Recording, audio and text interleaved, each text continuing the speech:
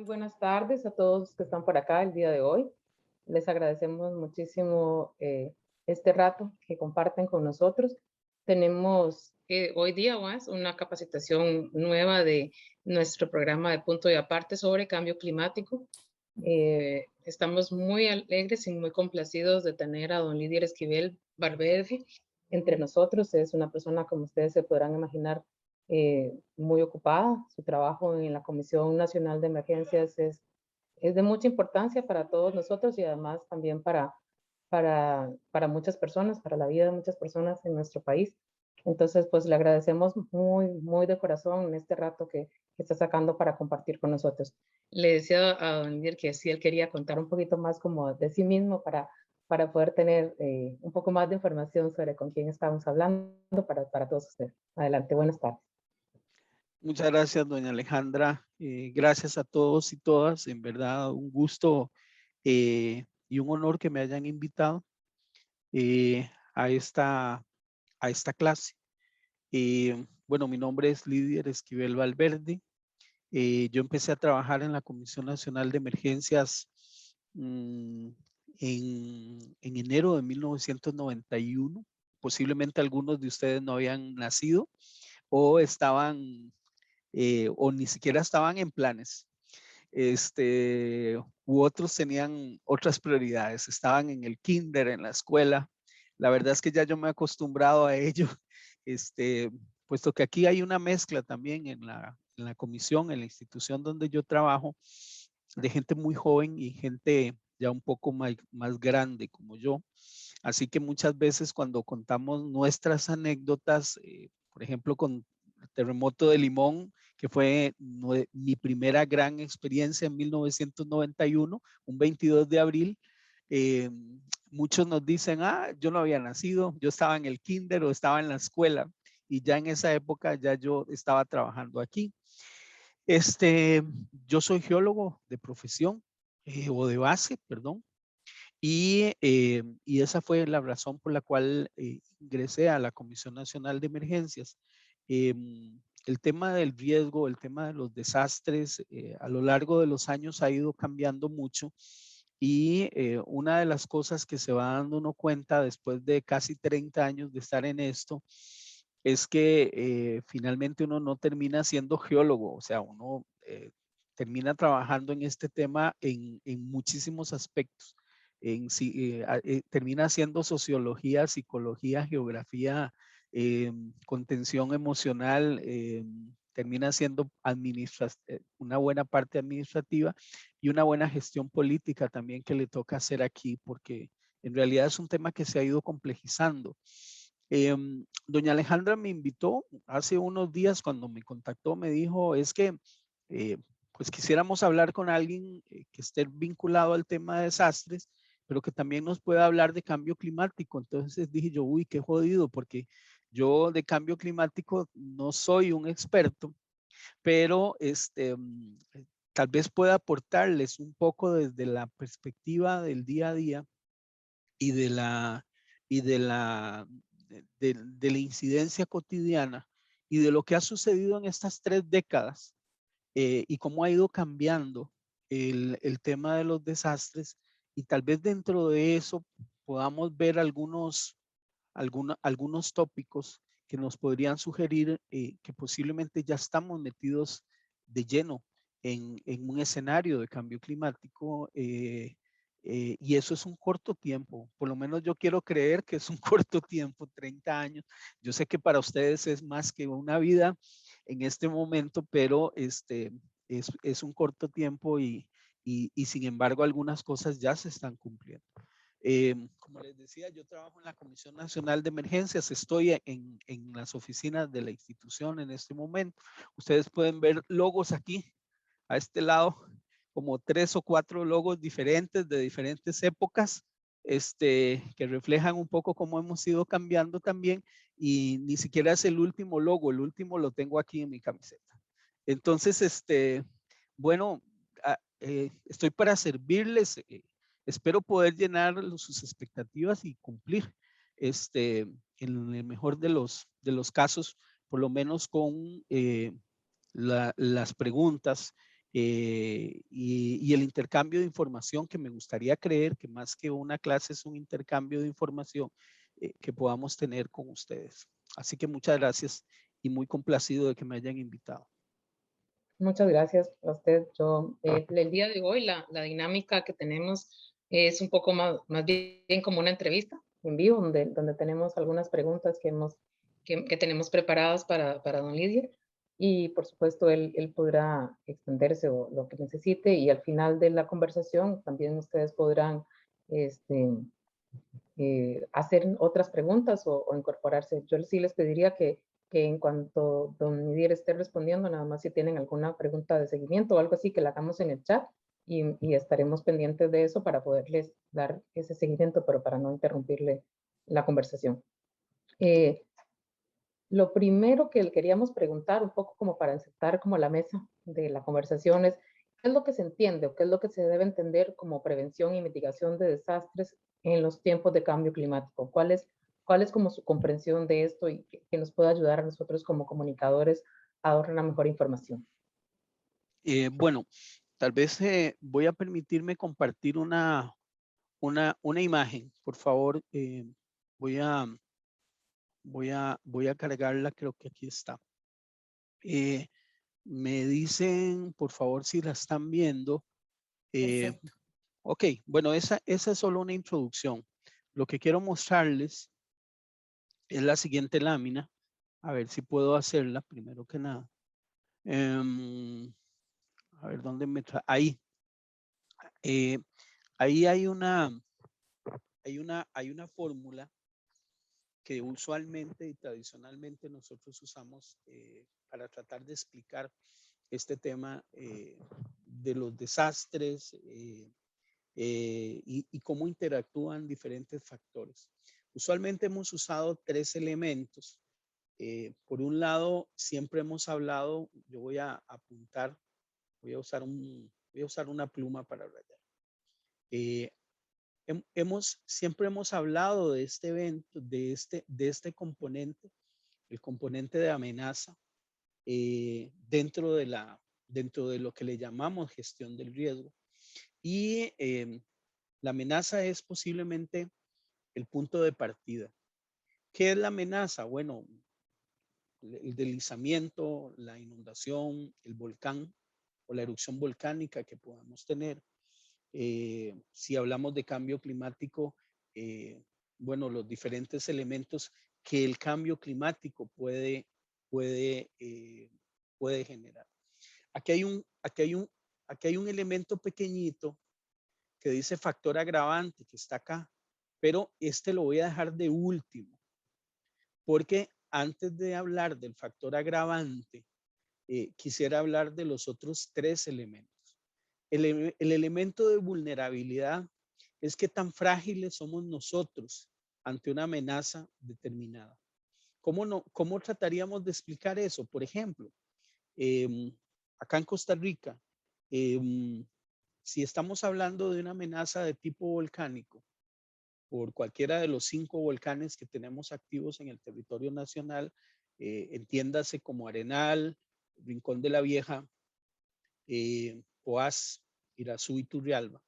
Todos estos volcanes están localizados en el centro del país y nosotros estuviésemos analizando cuál es la vulnerabilidad de la comunidad de Quepos, que está en el Pacífico Central, a la amenaza volcánica, o cuál es el grado de exposición, podemos decir casi sin temor a equivocarnos de que el grado de exposición de la gente de Quepos es muy baja a las erupciones volcánicas. ¿Por qué razón? Porque no están en un área de influencia volcánica.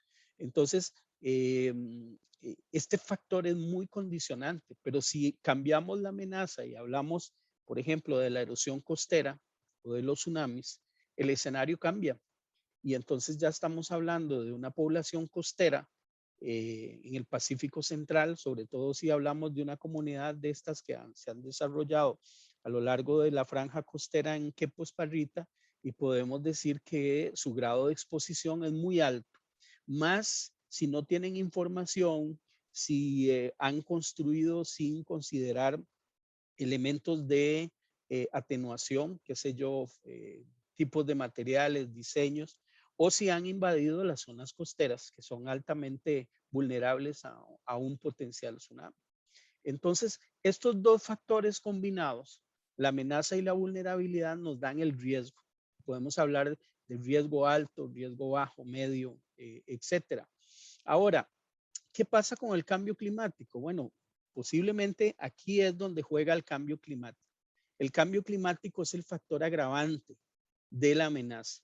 ¿Cómo podríamos traducir esto a partir de los escenarios que el Instituto Meteorológico Nacional nos ha hecho, que han hecho diferentes investigadores de la Universidad de Costa Rica, de la Universidad Nacional, la Dirección de Cambio Climático, sobre lo que podemos tener a futuro? Bueno, de manera resumida, lo que nos dicen es que en los escenarios de cambio climático es posible que tengamos eventos extremos cada vez más frecuentes.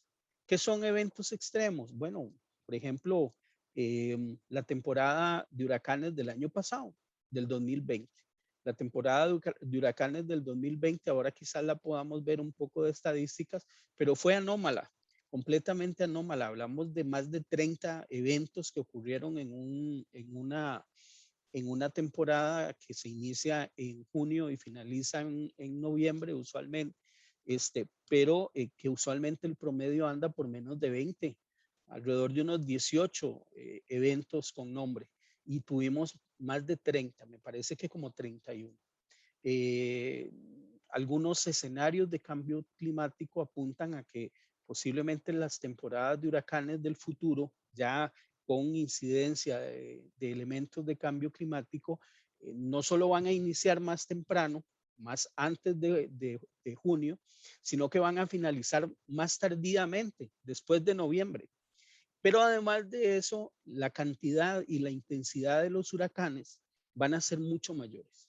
Entonces podría ser que a futuro, cuando estemos ya metidos y completamente confirmados que estamos ante un escenario de cambio climático, vamos a tener que recordar con añoranza la época de huracanes del 2020, porque cuidado y no, más bien esta va a ser como la que quisiéramos seguir teniendo.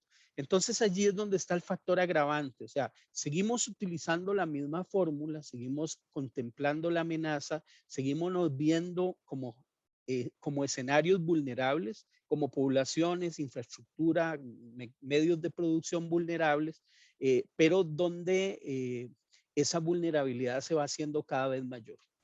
Entonces el riesgo también va aumentando en esa misma proporción.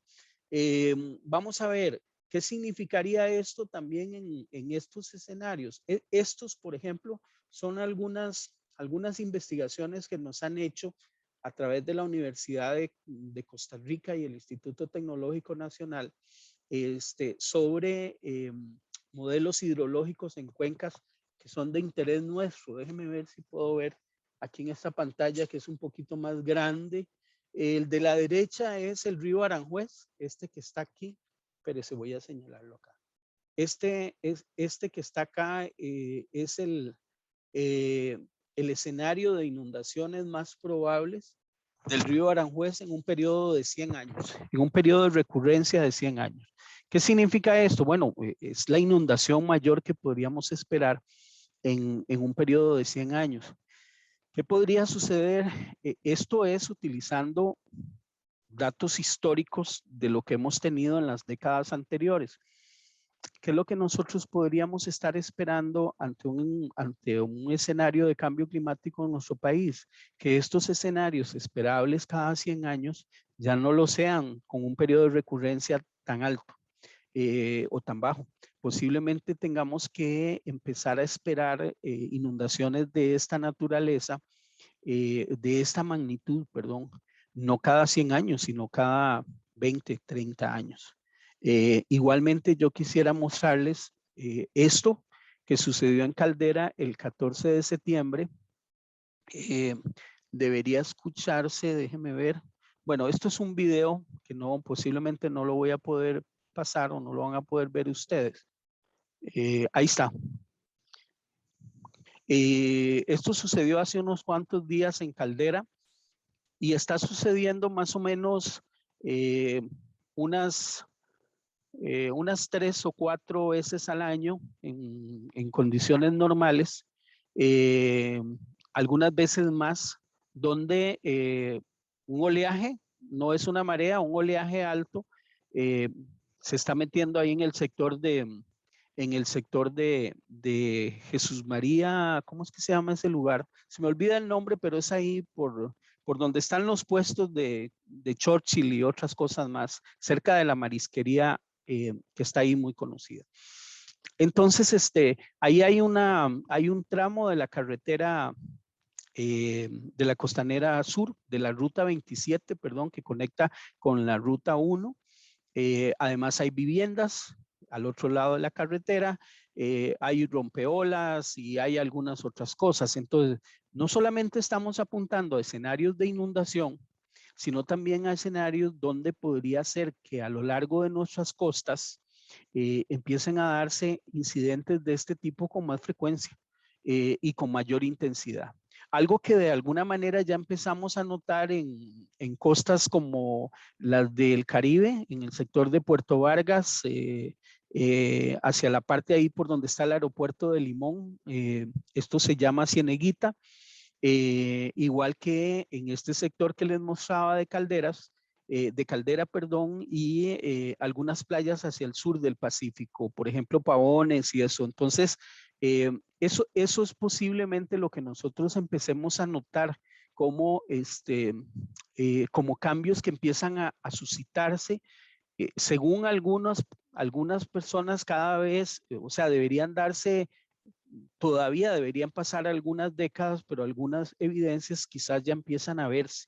Eh, Tal vez nosotros todavía no somos muy, digamos que muy, eh, muy seguros o muy enfáticos o muy, digamos, poniéndole la firma a que esto es cambio climático, porque a muchos de estos eventos ya los hemos visto en el pasado, pero sí empezamos a notar que se dan con más frecuencia y con mayor intensidad.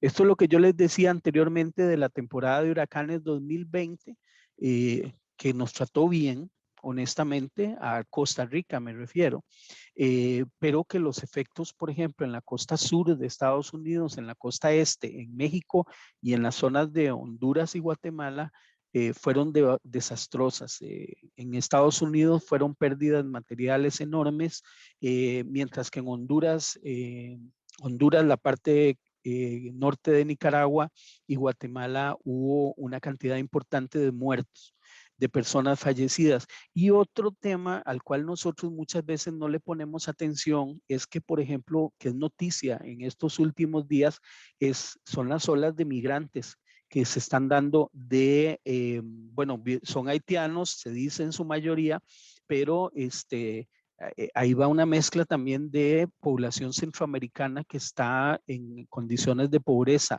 Hay un porcentaje importante de esa población que son desplazados climáticos ya, que sufrieron en la época de lluvias del año anterior en Nicaragua, en Guatemala, en Honduras, en México también, y que no les queda más remedio que migrar hacia latitudes al norte a buscarse vida. Entonces podría ser que esto que ahora vemos como un fenómeno más de carácter político y económico, también tenga ya un componente importante de cambio climático. Así que un poco, digamos, lo que quisiera dejar el mensaje es que no es tan sencillo como decir, vamos a tener más inundaciones y más frecuentes, o los huracanes nos van a afectar más y más recurrentemente, sino que esto tiene un montón de implicaciones y derivaciones que muchas veces no las notamos hasta que ya las podemos tener encima. No sé si me extendí mucho, perdón, o fui muy, pero ahí más o menos es lo que quería mostrarles. No, hombre, súper bien, más bien, muchas gracias. Precisamente eso es lo que hablamos mucho con este tema de cambio climático, que se parece un poco a cuando también abordamos temas como el cáncer, que son multifactoriales, entonces es muy difícil hacer una correlación directa entre una cosa y otra, lo que no significa que podamos hablar de verdad de que hay algunas cosas que están ocurriendo, digamos, de forma paralela o de forma con mayor frecuencia, como usted decía, que es un poco lo que tratamos el día de hoy. Le quería preguntar también sobre cuál es su opinión personal sobre cómo debemos expresarnos sobre estos fenómenos. Se habla mucho de fenómenos naturales, se habla de catástrofes naturales, sin embargo, tal vez a veces la terminología, perdón, puede no ser la correcta porque son realmente naturales y hemos tenido una contribución, digamos, importante en la forma como construimos o como desviamos los ríos o como hacemos muchas otras cosas. Entonces, cuál es la tipología en la que debemos referirnos cuando hablamos de este tipo de eventos extremos? Bueno, una de las características que tiene nuestro idioma es una riqueza enorme, ¿verdad? Entonces, un mismo término podemos utilizar como 3 o 4 palabras diferentes para referirnos. Quizás en el inglés ese tipo de cosas se resuelven más fácilmente. Usualmente una sola palabra es para referirnos a una sola cosa. Aquí en el español, voy a salirme un poco del tema de forma muy corta, eso sí, un poco del tema de cambio climático. Por ejemplo, en el español a un sismo le tenemos como 3 o 4 palabras diferentes, ¿verdad? Sismos, terremotos, seísmos y un montón de cosas más, a pesar de que significan lo mismo, pero muchas veces el término que utilizamos ya le da podríamos decir que le da un matiz.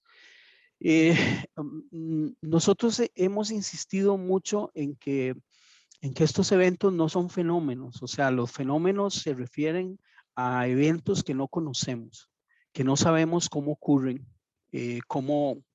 por qué suceden, y no tenemos una explicación para ello. Entonces, quizás lo primero es tratar de evitar usar el término fenómeno y más bien hablar de eventos, porque son eventos climáticos que sabemos por qué ocurren, que sabemos cuáles son los mecanismos en que se generan y además tenemos que reconocer, tenemos una altísima cuota de responsabilidad, por lo menos en la incidencia que está teniendo y en los efectos que están sucediendo en las últimas décadas.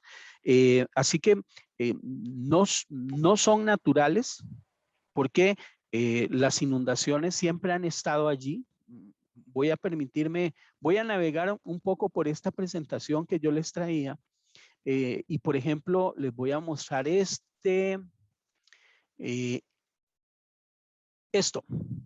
Esta imagen que están viendo ustedes ahí representa la ciudad de Turrialba. Espero que se vea bien, algunas no son muy claras, pero espero que se puedan ver bien. De 3 eventos que han ocurrido en la historia de Turrialba desde 1949, este que está aquí, esta fotografía en blanco y negro corresponde a las inundaciones de la ciudad de Turrialba. Más o menos la fotografía corresponde al mismo sitio, en 1949. Esta es en el año 2002, hace relativamente poco tiempo. Es más, si ustedes observan con cuidado, esta curva que está aquí, que voy a marcar en la fotografía en blanco y negro, es la misma curva que está, vamos a ver, yo creo que es esta que está aquí al fondo y es esta que está aquí. Entonces, vamos a ver, hemos hablado de que las inundaciones de Turrialba, esta fotografía del lado derecho, perdón, no les dije, corresponde a las últimas inundaciones que tuvimos ahora en la cuarta semana de julio de este año, 2020. Fue algo muy catastrófico, aunque no tuvimos víctimas, hubo daños importantes en más de 100 viviendas a lo largo del cauce tanto derecho como izquierdo del río Turrialba. ¿Qué es la constante que nosotros vemos? En primer lugar, las inundaciones son similares. El río Turrialba afectó el área del lecho mayor, recuperó terreno, pero ¿qué es lo que nosotros vemos entre 1949 y principalmente el salto al 2002 que se mantuvo para el 2021? Es que las casas crecieron. Toda esta zona que posiblemente eran cafetales o cultivos que estaban aquí en la margen izquierda del río Turrialba, ahora está cubierto de viviendas. Aquí lo pueden ver ustedes en la foto del 2002 y con mucha más claridad en la foto del año 2021. Y ni qué decir de la parte derecha, de la margen del río Turrialba. Entonces, estos eventos no son de origen natural. Estos eventos no son un fenómeno, es algo conocido, es algo reiterativo. Sabemos que estamos en una zona tropical donde ingresan eventos, bajas presiones que ingresan desde el Caribe hacia el territorio nacional y algunas veces por la conformación de ese valle del río Reventazón, donde está la ciudad de Turrialba y el río Turrialba, se dan las condiciones topográficas idóneas para que esos temporales se presenten. Y bueno, el problema somos nosotros. El problema es que nosotros hemos creado esa vulnerabilidad y esa exposición, pero si además de eso le agregamos ese factor agravante que decíamos al inicio, que es el cambio climático, donde estos eventos que antes se nos presentaban, no sé, voy a tratar de patear con criterio en el caso de Turrialba, un evento de estos cada 15, 20 años, pero si en el futuro lo que se nos plantea es que estos eventos se van a volver más recurrentes y podríamos tener uno cada 5 o 6 años, bueno, los daños van a ser terribles y vamos a ver dónde estaban estas fotografías. No, vamos a ver por aquí. Y esto es lo que nosotros vemos, no solo en Turrialba, sino en diferentes regiones del país, donde el irrespeto a las zonas de protección del río, el irrespeto a las zonas de protección del río es una constante. Esto corresponde a un barrio entre Alajuelita y Desamparados, acá, o bien el caso más extremo, donde se ha construido sobre el cauce del río. Esto también, bueno, ustedes aquí pueden ver, esto es el río Cañas. El río Cañas es el río limítrofe entre el cantón de Desamparados, que Desamparados es la margen derecha del río, lo que estoy señalando, y el cantón de Alajuelita, la margen izquierda del río, donde es evidente el estrangulamiento del cauce, el irrespeto a la zona de protección del río y obviamente los efectos que se van a dar es lo que se están esperando. Y vamos a ver si yo tengo por aquí una fotografía, esta fotografía del lado derecho, del lado izquierdo, perdón, corresponde al cauce del río Turrialba, que está aquí. Entonces la ciudad, en algún momento la ciudad de Turrialba quizás fue una buena idea y fue necesaria, hubo razones históricas para su desarrollo, el tren al Atlántico motivó el desarrollo de una ciudad como esta, era una parada obligada del tren que venía e iba hacia Limón y de San José, y entonces se fue creando un comercio en esa zona, una zona además fértil, de una topografía adecuada, con un clima sabroso también. Entonces los colonizadores empezaron a ocupar un territorio que cada vez fue creciendo y creciendo más. Y posiblemente el caso más terrible se ve aquí bueno, no se ve, perdón, tendrían que imaginárselo. Esta línea roja que acabo de escribir corresponde más o menos al cauce del río Colorado. Porque es que no se ve, porque se construyó encima del río.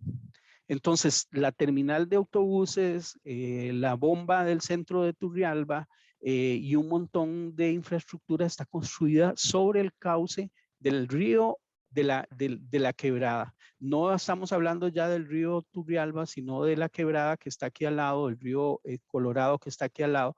Y por supuesto que los daños es lo que esperamos. Entonces, definitivamente lo hemos construido nosotros. ¿Y cuál es el otro agravante de esto? Esta imagen que ustedes ven aquí corresponde a un barrio que se llama La Julieta, en Parrita. Este barrio depende totalmente del buen estado y de la protección que le tiene que dar un dique que se ha construido aquí alrededor del cauce. Esto es en medio de una fuerte inundación que teníamos.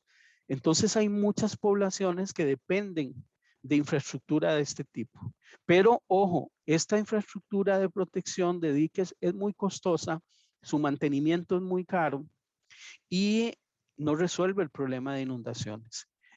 Con el agravante de que han sido diseñadas y construidas para inundaciones, entre comillas, normales.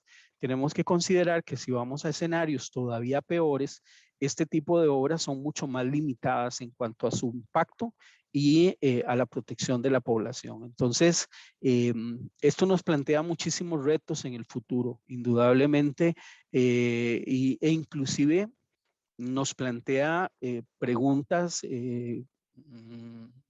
autocrítica sobre lo que se ha hecho en los últimos años y si hemos sido demasiado permisivos a nivel de país, a nivel de autoridades, a nivel de municipal, institucional, nacional y población.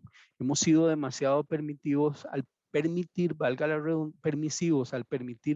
redundancia, el crecimiento de poblaciones como Turrialba, como la Julieta en Parrita y como cientos de comunidades más que están en condiciones similares. Wow. Y yo le iba a hacer una consulta que ya más bien usted está abordando con esta información, pero ¿cuáles, conforme a estas condiciones que estamos viendo climáticas se están recrudeciendo, que llegan a zonas o a sitios donde las condiciones ya de por sí estaban un poco vulnerables? Yo me pregunto, y creo que es la pregunta de todos nosotros, ¿cuáles son como los escenarios o los sitios del país o las zonas del país que de su experiencia, digamos, que ya eran vulnerables y que piensa que van a ser aún más vulnerables en este momento? ¿Y cuáles son esos principales retos? ¿Son inundaciones? ¿Son erosión de costas? ¿Qué tipo de escenarios son los que usted considera de su experiencia y la historia, digamos, trabajando en la comisión, que pueden ser como las cosas que tendríamos que enfrentar dentro de un periodo de tiempo no tan lejano, un mediano plazo? Esa pregunta voy a tratar de responderla con otra imagen. Es que de todas maneras las imágenes siempre son muy ricas para hablar. Hace como un par de semanas, un colega de ustedes que trabaja en un medio de comunicación nacional nos hizo la siguiente pregunta. ¿Cuáles son los lugares o cuáles son los ríos que más problemas dan o que nos dan problemas a nivel nacional cuando hay inundaciones? Entonces yo le dije, es que la pregunta que nos estás haciendo no tiene sentido. Y le mostré esta imagen. Esta es la red hídrica nacional. Entonces, nosotros somos bendecidos en realidad. O sea, es un país con una red hídrica riquísima, densa, lo que nos permite decir que prácticamente no hay un metro cuadrado de este territorio que no tenga un cauce, una quebrada, un pequeño arroyo, lo que sea, por donde se drenan las aguas. El país, voy a utilizar otra imagen, esta. El país está conformado, voy a tratar de rayarlo de nuevo. El país está cruzado por una cordillera. En este caso, esta es la cordillera de Talamanca y estribaciones de la cordillera de Escazú, lo que estoy aquí marcando con una línea roja. Esta es la cordillera volcánica central y esta es la cordillera de Guanacaste. Entonces, prácticamente el país está dividido en dos vertientes, o prácticamente no, es así, está dividido en dos vertientes. Entonces, esa riqueza hídrica que nosotros tenemos se debe a esto, a esa cordillera que nos cruza de frontera a frontera y que hace que todos nuestros ríos drenen, si no es hacia el Caribe, hacia nuestro mar Caribe, drenen de una u otra forma hacia el Pacífico en diferentes zonas, pasando por valles, el Valle del General, el Valle Central, el Valle del Tempisque, etcétera. Entonces, es muy difícil en el tema de, bueno, ¿cuáles son nuestras zonas más expuestas? es muy difícil dar una respuesta certera. Lo más fácil es decir todas.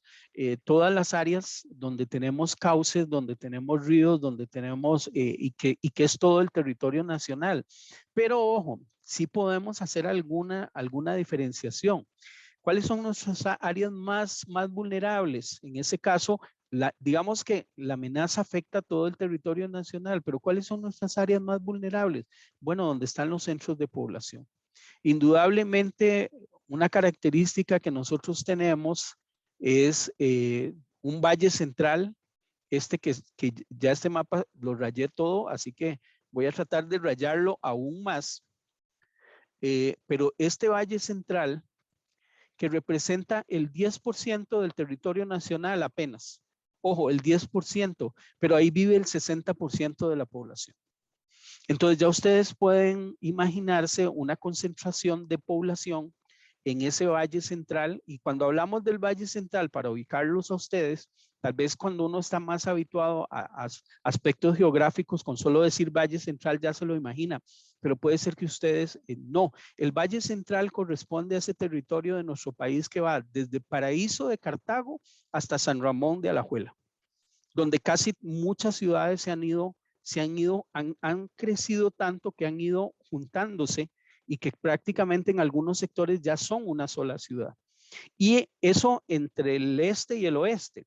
Y entre norte y sur, esos barrios que ya están empezando a arañar nuestros volcanes, la parte superior, donde está el volcán Irazú, el volcán Barba, el volcán Poás, Coronado, Barba de Heredia, Poás de Alajuela, etcétera, y hacia el sur, donde está Puriscal, la costa, ahí están la mayoría de los centros de población, ahí se concentra la mayor parte de nuestra población, la mayor parte de nuestra riqueza. Allí están las carreteras, los puentes, los servicios, los acueductos, los sistemas eléctricos, bueno, las viviendas. Ahí está concentrado la mayor cantidad. Entonces, ahí es donde estamos teniendo la mayor vulnerabilidad. Pero ya no solamente estamos hablando de ese sector, ya ahora también estamos viendo problemas típicos de esos problemas urbanos típicos en ciudades cabeceras de cantón, como por ejemplo Turrialba, San Isidro del General, Corredores, Osa, Limón, por supuesto, Punta Arenas, Liberia, Cañas, Turrialba, que hablamos hace un rato, etcétera. Entonces, ahí es donde tenemos digamos que los focos de vulnerabilidad más importantes, y que posiblemente van a ser los más afectados. Ojo con un tema aquí también, antes de hablar de las costas. El cambio climático no es solo lluvia, también es sequía. Y especialmente vulnerable para nosotros es Guanacaste, sobre todo esta zona donde se produce una buena cantidad de arroz, de caña, de arroz, caña, ¿qué más? Bueno, melones, sandía, etcétera. Y además la zona norte, ganadera, la zona norte ganadera, donde hemos tenido eventos del Niño intensos y donde hemos tenido enormes pérdidas en ganado por falta de agua, no por exceso de agua. Entonces, hemos hablado anteriormente de escenarios de lluvia, y es de lo que más hemos hablado, pero cuando hablamos también de cambio climático, también debemos considerar posibles sequías, o por lo menos disminución de la lluvia. Otro tema vinculado a eso es todo el sector costero. Costa Rica ha apostado mucho por el desarrollo turístico, que significa en este momento su ingreso más importante de divisas. Bueno, con la pandemia esto cambió un poco, pero se está tratando de reactivar, y la mayor cantidad de nuestra apuesta turística es a lo largo de los 1000 y pico de kilómetros que tenemos de costa pacífica, y los 700 o los 600 kilómetros que tenemos de costa caribeña. Y ustedes vieron el video que les mostraba hace un rato en el sector de Caldera, donde la erosión costera empieza a hacerse presente. Hemos tenido reportes cada vez más frecuentes de la parte sur del Caribe. Les decía anteriormente, Cahuita, Puerto Vargas, Cieneguita y otros sectores del Caribe, pero también en la parte del Pacífico, en Pavones, en la parte de Quepos y Parrita, Playa Bandera y esos sectores, igual que en algunas partes de Guanacaste. Entonces, como le digo, es muy difícil. Posiblemente la respuesta más fácil es decir todo, pero en diferentes ámbitos y con diferentes escenarios. Oh, eso lo deja uno pensando en muchas cosas. Le quería consultar también sobre, que creo que es importante para nosotros como comunicadores, cuando se mide el costo de un evento como una inundación o una sequía, o como usted mencionaba hace un rato, el impacto, digamos, económico de algunos de estos eventos, creo que será la mejor definición. ¿Cómo se mide? Que creo que es importante para nosotros entenderlo. ¿Cómo se mide el costo, no solo económico, también en el humano, en este tipo de eventos? Bueno, esa es una pregunta muy interesante. Hasta hace poco, en realidad no se evaluaba mucho esto.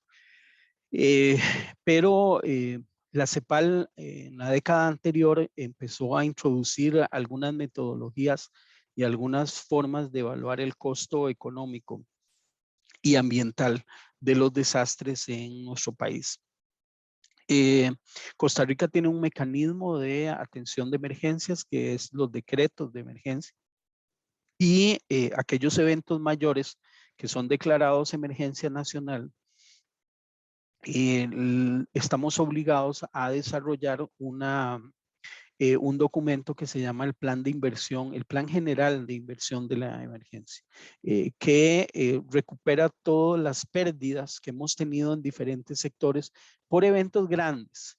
Y cuando uno suma varios años de eventos, las sumas son, los costos son impresionantes, pero antes de mostrarle a ustedes eso, les quisiera dar la mala noticia de que ese instrumento subestima los eventos, o sea, subestima las pérdidas, porque aquí solamente estamos hablando de eventos mayores que son declarados emergencia, que tienen un decreto, que las instituciones están obligadas a generar información y la CNE acopia toda esa información en un instrumento que se llama, como les decía, el Plan General de la Emergencia.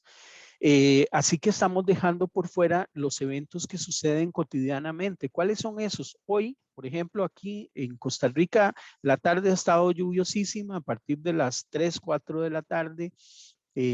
Algunos sectores del Valle Central han presentado problemas de alcantarillados. Hace un rato teníamos como 5 incidentes en diferentes partes del Valle Central y en Guanacaste. Creo que ya vamos como por 15, 20 porque la tarde ha estado metida en agua.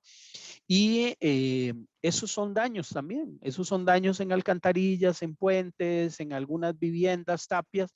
No llegan a ser emergencia, posiblemente son reportados por los medios de comunicación hoy por la tarde en sus noticieros y algunos posiblemente van a sacar tomas de familias que están siendo afectadas, familias evacuadas, pero ese dato no se registra. Y eso sucede todos los días del año. Les puedo asegurar que eso sucede todos los días del año. ¿Por qué razón? Porque cuando no está lloviendo en el Caribe, está lloviendo en el Pacífico. Ahora estamos en la temporada lluviosa del lado Pacífico y el Valle Central. Limón está gozando de un tiempo más favorable. El Caribe, perdón, está gozando de un tiempo más favorable, pero cuando empieza la época seca, ahora en diciembre, enero, en nuestro lado, en el Valle Central y Pacífico, empiezan las lluvias en la parte del Caribe. Entonces, prácticamente el país es afectado por lluvias todo el año, y si no son lluvias, pues decíamos que era sequía. Este cuadro refleja las pérdidas que hemos levantado nosotros en 15 años, me parece, del 2005 al 2020, exactamente. Voy a marcarlo aquí. En el periodo, no, más bien lo que hice fue que lo desactivé. Espérese un momento. En el periodo 2005-2020 es lo que se está mostrando en este cuadro. por sectores. Estos son millones de colones, cientos de millones de colones. El monto a mí se me hace una cifra inmanejable, ni siquiera sé cómo describir, cómo pronunciar esa cifra. Entonces lo que hice fue que lo pasé a dólares del costo actual. Entonces 15 años de recopilación de daños de eventos hidrometeorológicos. Aquí ahorita también quisiera hacer una aclaración. De eventos hidrometeorológicos que nos han afectado y los reportes de daños suman en 15 años 1.843 millones de dólares.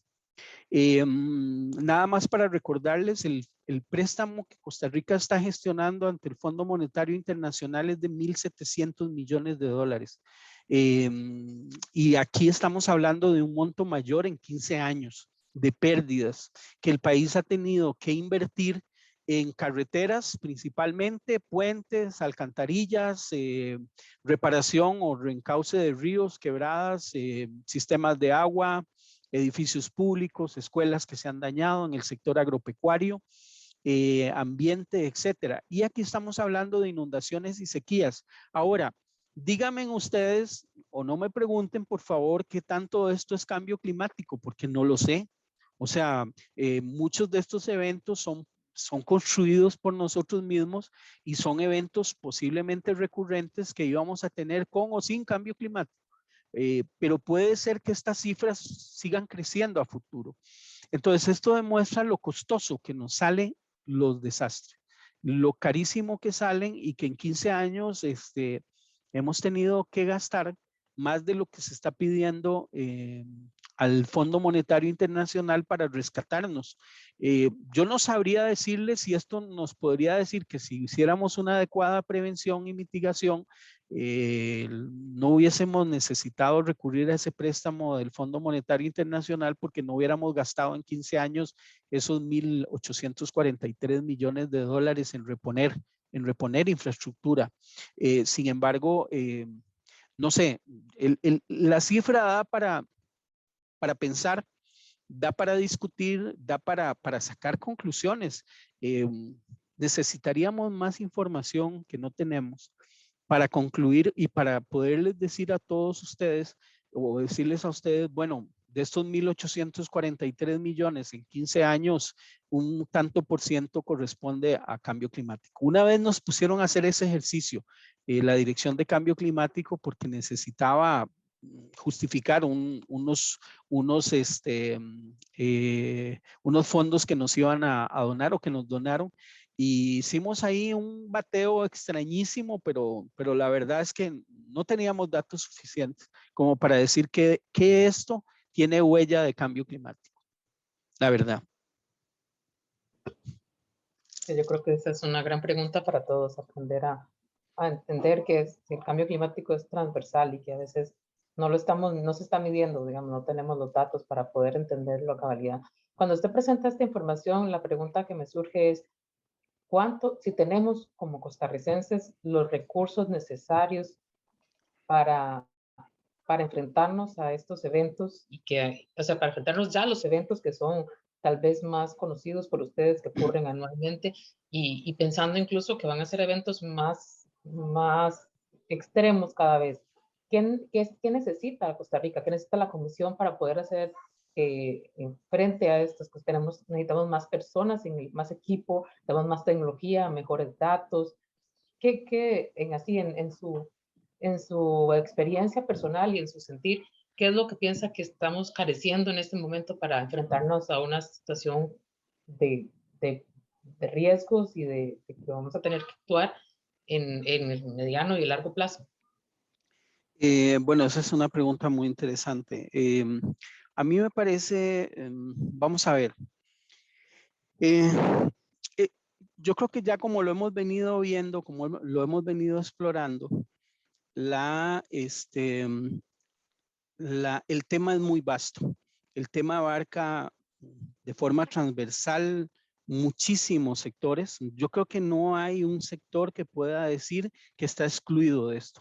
Ningún sector, no hay ninguna municipalidad, ni sector privado, ni el sector público, y mucho menos nosotros como población. Nadie nadie, no importa ninguno de los que estamos en esta conversación, podemos decir que estamos excluidos. Algunos de nosotros posiblemente lo tenemos más claro porque vivimos cerca de un cauce, algún familiar, alguien cercano ha sido afectado por eso, o porque, qué sé yo, porque hemos sido afectados directamente por un evento. Otros podrían sentirse seguros, pero sin embargo es una percepción falsa, indudablemente. Todos los que vivimos aquí, no importa dónde vivamos y cuáles son nuestros recursos, somos vulnerables a este tipo de eventos. Los recursos son pocos, eso tenemos que reconocerlo. Por lo tanto, desde hace varios años hemos apostado a un sistema nacional. Esta transparencia es un poquito vieja, la verdad, pero sigue siendo reveladora en cuál es el enfoque y cuál es el abordaje que se apuesta y que se ha venido construyendo más o menos. Pues yo diría, bueno, esta camiseta es del 50 aniversario. Yo diría que más o menos en 50 años se ha venido construyendo un sistema nacional de gestión del riesgo. Y un sistema nacional, el enfoque de un sistema nacional, básicamente es donde todos tenemos algo que hacer.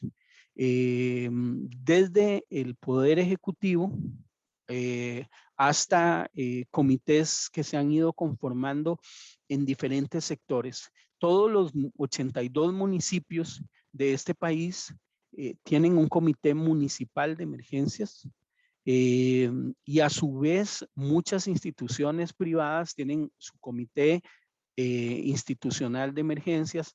A nivel de escuelas y colegios se han desarrollado programas de capacitación, de información a la población.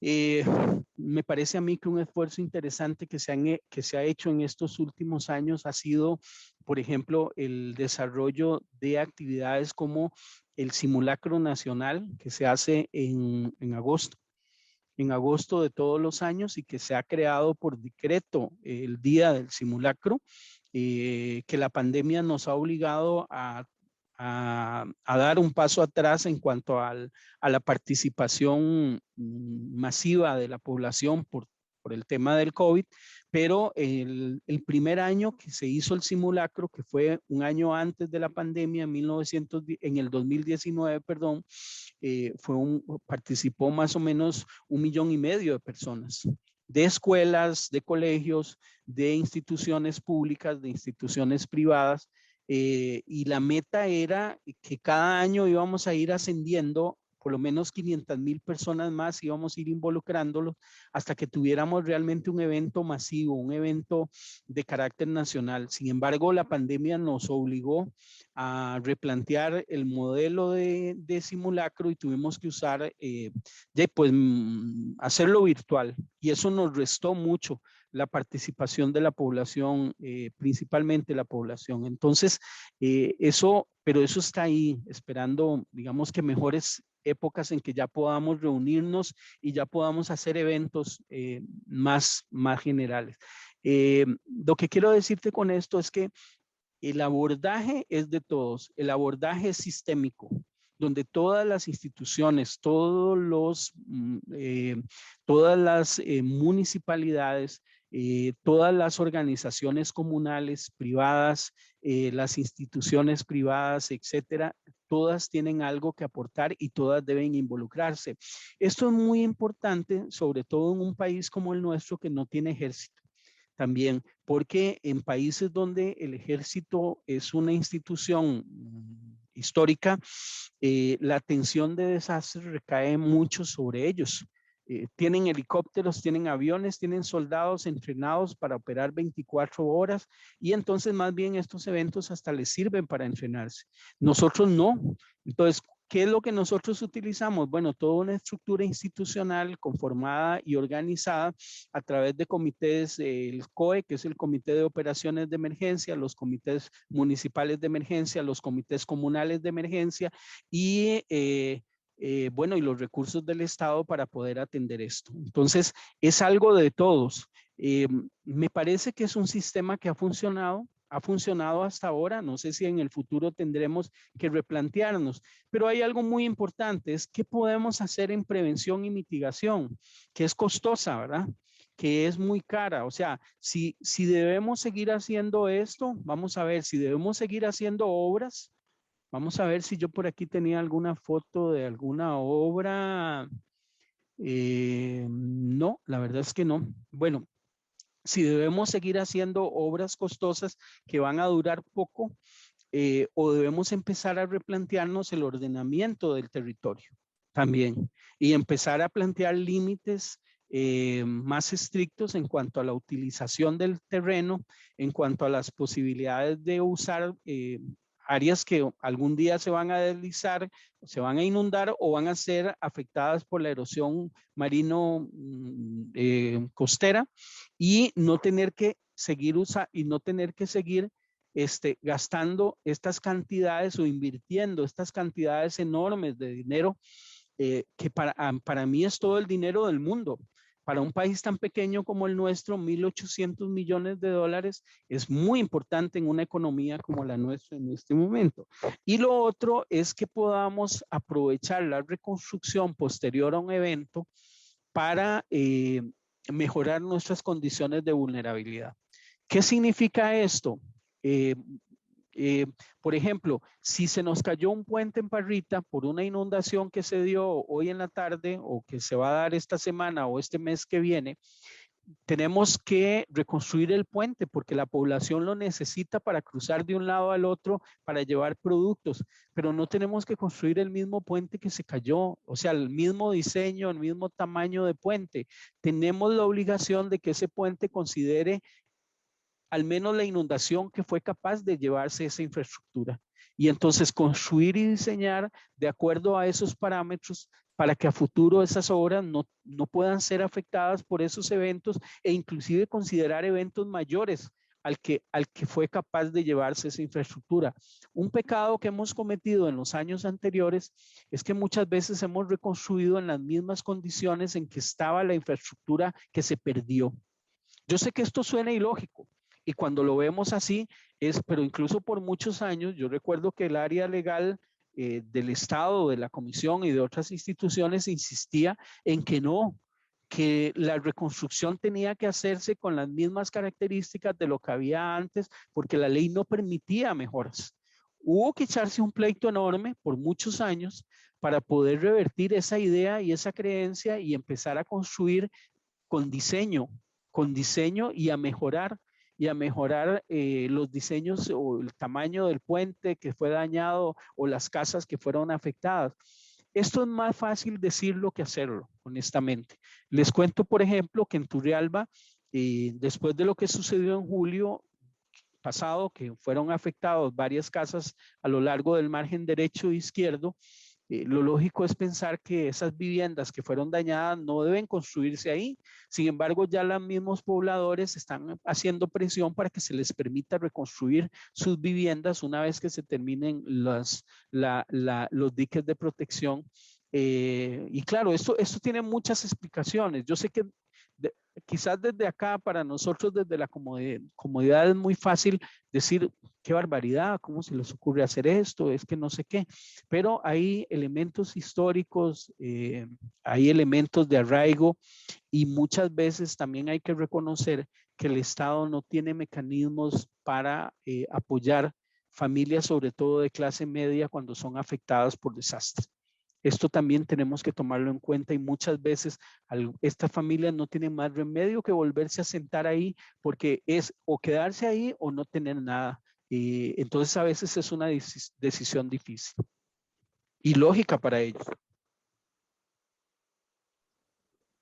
Tenemos un par de minutos más. Bueno, Lidia me había pedido que fuéramos puntuales con el tiempo, porque como ustedes se imaginarán, ha estado bien ocupado todo el día. Más o menos tratando un poco de resumir algunas de las consultas, las mayores inquietudes es, primero, si la Comisión Nacional de Emergencias tiene proyecciones o escenarios, digamos, hacia el futuro, de cuáles son las zonas más vulnerables, que es un poco lo que yo le preguntaba antes. y puntualmente les interesa saber, digamos, sobre los porcentajes, digamos, de daños, de afectación en Guanacaste por desastres naturales. Y hay una pregunta muy puntual sobre Matinas, sobre el caso de la inundación en Matina, y si usted considera que los diques que están ahí, que realmente no están resolviendo el problema, es la forma más eficiente de abordar el problema. Bueno, hay alguien que dice, voy a empezar al revés por la última pregunta. Hay alguien que dice que los diques, solo hay dos tipos de diques, los que se han dañado y los que se van a dañar en el futuro. Entonces, los diques tienen dos caras perversas. Creo que lo decíamos hace unos días en un medio de comunicación. Los diques tienen dos caras perversas que hay que tomar en cuenta. Uno de ellos es que son muy caros. Bueno, tres caras perversas. Son muy caros. Su mantenimiento es muy caro también y crean irremediablemente, por más que uno le insista a la población que habita cerca de una obra, de una infraestructura de este tipo, crean una sensación falsa de seguridad. Entonces, les voy a contar una anécdota. Hace unos años que tuvimos el huracán Otto, ya ni me acuerdo, creo que fue en 2016 que el huracán Otto nos afectó, sobre todo los cantones de Upala y de Bagaces. Se hizo una reconstrucción muy eficiente en los 2 años siguientes al evento. Los ríos Zapote, Aguas Claras, Río Quebrada Blanca y muchas quebradas que fueron muy dañinas en ese entonces, fueron restablecidos sus cauces, se construyeron diques de protección estupendos, o sea, muy bien diseñados. Los hizo el ICE, por cierto, la reconstrucción la asumió el ICE. Y, bueno, obviamente un costo muy alto para el país. Pero para mí fue muy decepcionante porque ambos alcaldes, la alcaldesa y el alcalde de ese entonces, de esos dos cantones, empezaron a hacer una campaña muy fuerte para que nosotros levantáramos las restricciones de construcción por las zonas de inundación a lo largo de esos ríos. Yo les dije, mire, es que yo pensé que lo teníamos claro todos, que es lo que hemos dicho durante muchos años. Los diques no resuelven el problema de inundación de ningún río. Y ellos nos insistían mucho de que con esa construcción y esas obras que se habían hecho, difícilmente el río se iba a volver a salir. Pero no, en el año 2017, un año después, más o menos, meses más, meses menos, la tormenta tropical Nate afectó casi las mismas regiones que el huracán Otto y un poco más de cantones. Y los daños se volvieron a dar. Entonces, les tuvimos que decir, vean, por favor, no jueguen con fuego, porque ustedes están insistiendo en levantar la prohibición para dar permisos de construcción, para poder hacer proyectos de vivienda después del dique, pensando en que ya esto no va a volver a suceder, pero esto va a seguir sucediendo. Una y mil veces va a seguir sucediendo. No podemos depender de diques, son muy costosos. Parte de esos 1.843 millones de dólares que están ahí reflejados, una buena parte se ha llevado la reconstrucción, reparación, mantenimiento y construcción de diques en Matina, en Turrialba, en Parrita, en la zona sur, a lo largo del río Terraba, del río Corredores, a lo largo de cualquiera de esos ríos que hemos presentado ahí. En realidad los diques deberían verse única y exclusivamente como un mecanismo para ganar tiempo, para ganar un poco de oxígeno.